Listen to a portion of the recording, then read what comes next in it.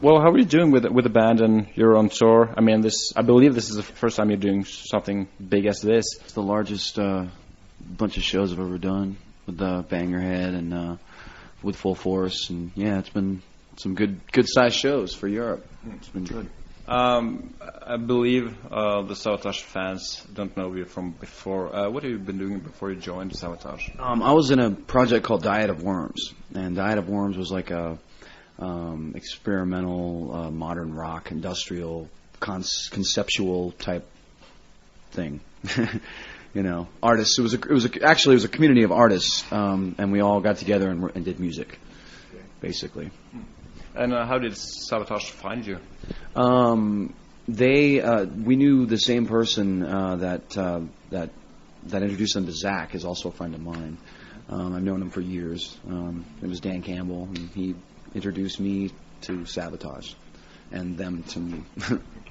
Were you a Savatage fan before you joined the band? Yes, I was. I was a fan of the old stuff and the new stuff. I like like Gutter Ballet and a Handful of Rain. Well, it's a pity you didn't come in before the album was recorded. Do you think of that you should be the vocalist on the last album? No, I think that it's cool that John's doing all the vocals in the last album. It's kind of like a return to the old Savatage that people had heard. It seems like every few albums Savatage does something new, and in this way it was kind of like coming around full circle. And here's John again, and that's the way that Savatage started. And it's like a new beginning. You know what I mean? And John is the first one through the door for that, and it's this record is kind of like new in an old way, for Savatage, and I think it's cool that he did all the vocals. Sure. What kind of a vocalist are you? Would you like to compare yourself to Zachary Stevens or maybe John? No, neither one of them really. I'm very diverse. I can pretty much do a lot of different styles. But as far as like how I write is kind of like it's hard edge, but it's also melodic. So in a way, it could be comparative. But I don't think we have.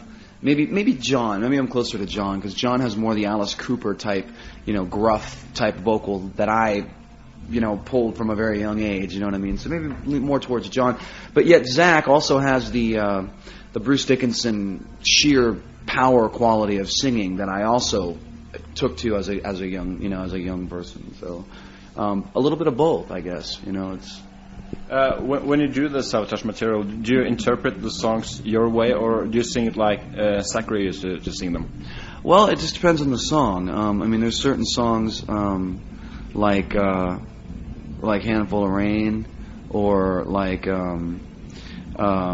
Edge of Thorns, where they're very, very obviously a signature song for Zachary Stevens, and the way he sings them is perfect. You listen to it and you don't hear much that can be improved or done any differently. So you want to try to sing those as good, and do them as the justice that the person that originally recorded the song did, because they were perfect to begin with. You don't want to fool them, So I try to sing those songs like that. But then songs like Chance, where you can go a little bit, off in an acting type way. I'll sing a little more like myself, and to try to put the passionate thought across, because I'm actually singing those songs as if I'm saying lines from a play, or trying to act, in a way, because it's very much an acting type song. Chance it's like a Broadway number, you know what I mean? And so I put a little bit of myself into that, but.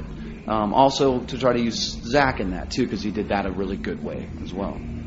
John told me that you split the vocals like 50-50 or something on the concerts. Do you sing the Zachary songs and he does the old songs that he used to sing, or is it both? I do both. I do some of the Zach songs and I do some of the John songs with John, or by myself, and we trade off, kind of like the Gutter Ballet thing with him and Zach, but with older songs, like City Beneath the Surface and things like that. And we go back and forth, and then I'll sing some old songs by myself, like 24 Hours Ago, and things like that. And it works out. I can kind of slip into both characters if I need to. And I enjoy singing both of them because they're both a challenge and they're both fun to do. In their own way, in two different ways. You know what I mean? If we look forward to the next studio album, I mean, well, it's way ahead probably, but then you can sing as yourself. Do you think that Savatage will sound very differently on the next album because you're the new vocalist on that album? I don't know. I don't think so. I think in a lot of ways because of the power of Paul O'Neill and John Oliva, it's not going to be completely different. There's going to be new elements that are added to it, and elements that you've always heard that are always going to be there. That's the magic of Savatage. You know what I mean? The only thing I can do is help to come in and do my part, you know, to make a good record. You know what I mean? But not to change anything. You know what I mean? Not to make it any different, any better or any worse. Just something new. You know.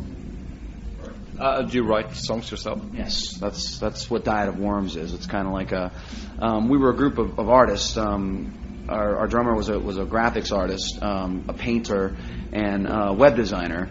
Our guitar player was a sculptor, and he does sound production and things like that, experimental sampling, things like that, where he creates art with sound.